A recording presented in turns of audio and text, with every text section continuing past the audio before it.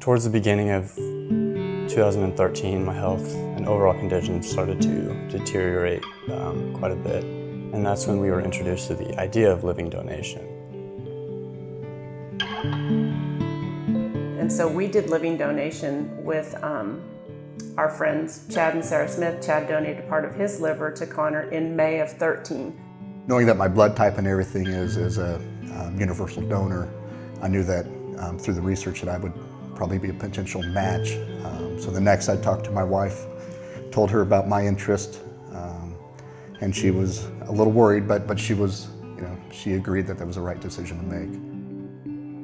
He had a lot of complications.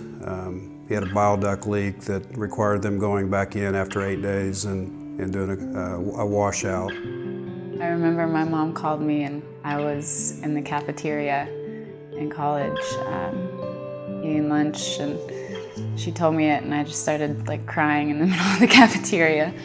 He spent, I believe it was 56, 57 days in the hospital, and finally I think it was early March of 14 when they, through further tests, discovered that this one wasn't gonna make it, and that he would need the ultimate fix. Right, so he would possibly need a second liver transplant. So I believe it was a few months later we had him relisted again.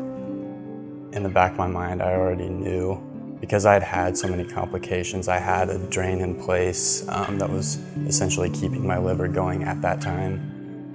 If we would have taken that out, my liver would have failed a lot quicker than it actually did. Well, I know for sure we wouldn't be where we're at today if it wasn't for Chad and his family.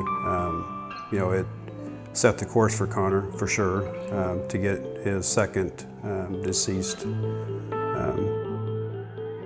We don't know we haven't had any contact with his deceased donor, but sometimes people will ask you the question, why did you do the living donation first? Well, Conor was getting really sick, and when your kid's getting really sick, you're put in a position, you're backed up against the wall. You make a decision one way or the other, and Chad was definitely that bridge to get us to the next level. Yes.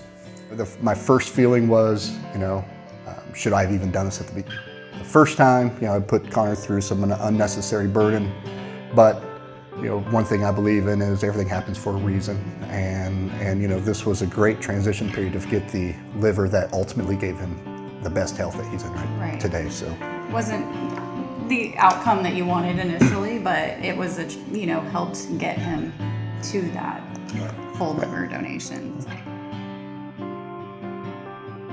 Like I tell patients all the time at the hospital, you do what you have to do to survive. When it's life and death, there's really no other option. There's not a B, C, or D, it's just A, and that's what you do.